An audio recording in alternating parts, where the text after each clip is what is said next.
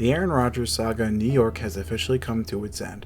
After 2 disappointing seasons with the 4-time MVP and Super Bowl champion, this team has decided to go in another direction in hopes of turning over a new leaf.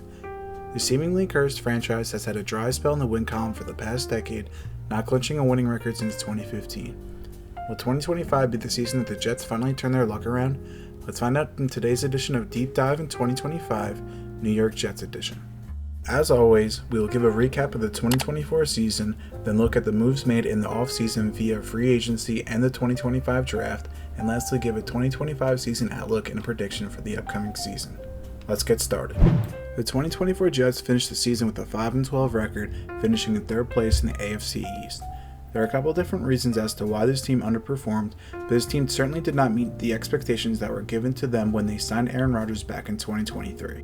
It seems that Aaron Rodgers gets a lot of the blame for the lack of success in 2024. However, I don't think it's right to pin most of the blame on him. Let's take a look at the stats of 3 quarterbacks in 2024. Can you tell me who each player is?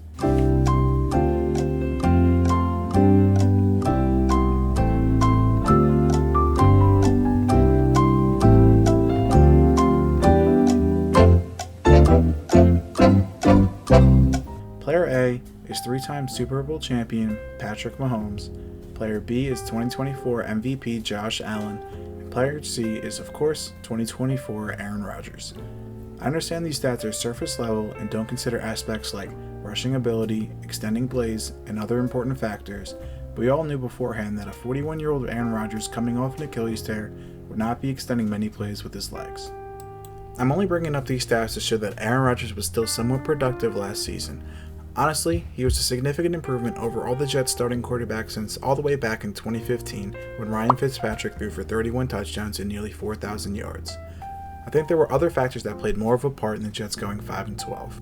I think the first main issue for the Jets was the dysfunctional front office who fired head coach Robert Saleh after 5 games. After starting the season with a 2-3 record, the front office was quick to let go of Saleh, who posted a lackluster 20-36 record overall as the team's head coach. I understand the frustration from the front office. This team had expectations that were not being met. However, firing your head coach mid-season is almost always not a smart idea. Mid-season firings can easily lead to team chemistry issues and distrust in management, which I think is exactly what occurred in 2024 for the Jets. They also fired general manager Joe Douglas on November 19th right after the Jets suffered a 28-27 loss to the Colts, pushing their record to 3-8 on the season. This blends right into my next issue for the Jets in 2024, which was their defense. For the last couple of years, the Jets defense was one of the best units in the entire NFL. In 2022, many people believe this team was only one good quarterback away from being Super Bowl contenders due to how well their defense was playing at the time. I think Robert Saleh was a huge reason as to why this defense was a well-oiled machine. Looking back at 2024, in the 5 games Saleh was the head coach, the Jets defense was top 6 in EPA per play, a statistic that measures how much a defensive play contributes to reducing an opponent's scoring chances. After the firing of Saleh, who was the defensive-minded coach, the Jets dropped to dead last in defensive EPA per play. The team also saw a spike in points allowed per game, giving up 9 more points per game after Week 5. The last remark I have for the disappointing season the Jets had is the abundance of penalties this team received. The Jets were first in the league in flags against them, resulting in an average of 67 penalties per game. Out of the 137 flags against them, 20 were false starts, 19 were offensive holding, 18 were defensive pass interference, and 10 were delay of games. This is a sign of a dysfunctional team that is undisciplined, which can be an effect of firing a coach mid-season. After a bumpy season that saw the departure of GM Joe Douglas, head coach Robert Saleh, and quarterback Aaron Rodgers, let's go into the moves made in the offseason via free agency and the NFL draft. Starting off with some key losses in free agency, the first big name is of course quarterback Aaron Rodgers. After receiving the Jets' curse 4 snaps into his Jets debut in the form of a ruptured Achilles, Rodgers came back in 2024 and put up respectable numbers for a 41-year-old quarterback. He recently signed a 1-year deal with the Pittsburgh Steelers. Another departure for this team was stud cornerback DJ Reed. The duo of Reed and Sauce Gardner made for a deadly cornerback pairing that will be hard to replace. Reed signed a 3-year, $48 million contract with the Lions. Davante Adams was a one-and-done for the Jets, who they traded for mid-season. Adams played 11 games in New York, where he had 850 yards and 7 touchdowns. He signed a 2-year deal with the Rams. Other notable names that left in free agency are offensive tackle Morgan Moses, who played all 17 games and only allowed 2 sacks, who signed a 3-year deal with the division rival Patriots. Hassan Reddick, who signed a 1-year deal with the Buccaneers, was more of a detriment than a positive to this roster due to him holding out for 6 games just to record a singular sack in the 10 games that he did play. 5-time Pro Bowler CJ Mosley, who had a season-ending neck surgery just 4 games into the 2024 season, and defensive tackle Javon Kinlaw, who signed a 3-year $45 million deal with the Commanders. The Jets had around $24 million to spend heading into free agency, which was increased to $36 million after making roster cuts. The positions of need for the Jets are quarterback, offensive tackle, defensive tackle, cornerback 2, tight end, and wide receiver. Let's see how they did. The biggest free agency signing for the Jets was quarterback Justin Fields, who was drafted 11th overall to the Bears and spent a year in Pittsburgh. Fields, who signed a 2-year $40 million contract, is only 26 years old and adds a ton of rushing upside to the Jets' offense. While not known for his passing ability, Fields is reuniting with his college teammate Garrett Wilson, who played for Ohio State in 2019 and 2020. The next big signing for the Jets was re-signing linebacker Jamien Sherwood, who signed a 3-year $45 million extension with the team. I really like this move for the Jets. They keep their 25-year-old linebacker who led the league with 98 solo tackles last season after taking over for the injured CJ Mosley. Sherwood should be a very productive player in 2025. The last big signing for the Jets was cornerback Brandon Stephens, a former Baltimore Raven who signed a 3-year $36 million deal. Stephens was signed to fill the gap because of the departure of DJ Reed and should comfortably step into the cornerback 2 role behind Sauce Gardner. Stephens is coming off a down year, but can hopefully provide some production for this team.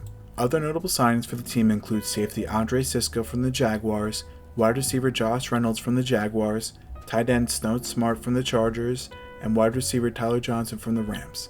Heading into the NFL draft, this team still has holes at tight end, right tackle, interior defensive line, and wide receiver. Let's see how they did. With the 7th pick in the 2025 NFL Draft, the New York Jets select Armand Membou, Missouri, tackle. Offensive tackle Armand Membou was the Jets' first-round pick at 7, who played right tackle at Missouri. Membou was the second offensive tackle selected in the draft and should be the last missing piece for the Jets' offensive line. In the second round, the Jets take a position of need by selecting tight end Mason Taylor, who can come in and provide some much-needed pass catching for this team. He projects to be a Week 1 starter for the Jets. The third-round selection for the Jets was cornerback Azariah Thomas out of Florida State, who was selected with the 73rd pick in the draft. The Jets hope he will be an eventual starter for the team in the future. The rest of the draft selections for the Jets will be listed on screen now. After discussing the moves made in free agency and the draft, let's look at the Jets' 2025 season outlook and give a prediction for their upcoming season.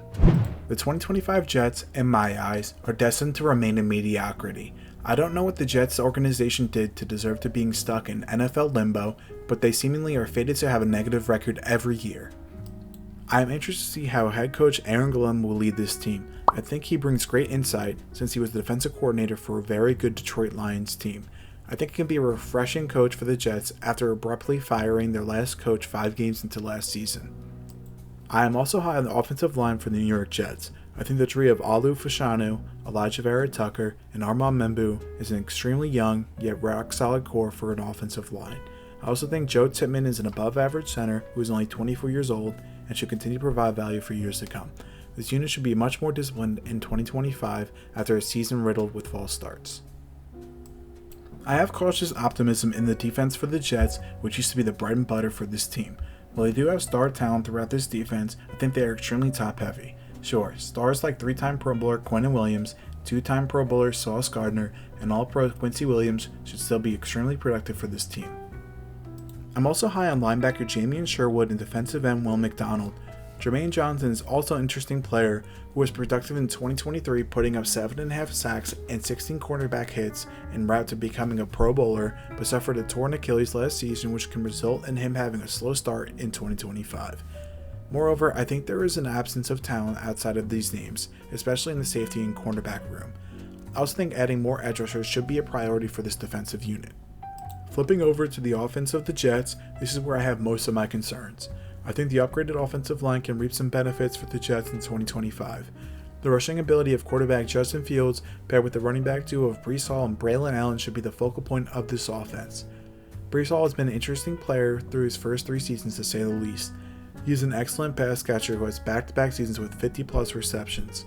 However, his run game has steadily declined since his rookie year, going from 66 yards per game down to only 55 yards a game last season. With an improved offensive line and quarterback that is known for using his legs, I think Breece Hall should see an increase in efficiency in his run game, but have a dip in his receiving usage.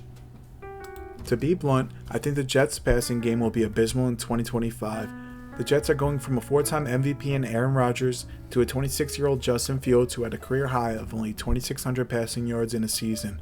I do think Fields has gotten the short end of the stick in his career and receives too much of the blame for his shortcomings in Chicago. However, the pass catcher situation for the Jets is nothing to get excited about. With the departure of Davante Adams, Garrett Wilson is slotted to return to wide receiver 1, and current wide receiver 2 on this team is Josh Reynolds. The situation is very similar to what Fields had in Chicago, a capable wide receiver and not much else. To win in the NFL, a team must be able to pass the ball effectively. Pairing Justin Fields with a below-average wide receiver room is not going to get the job done, and I think will be the biggest issue for the Jets in 2025.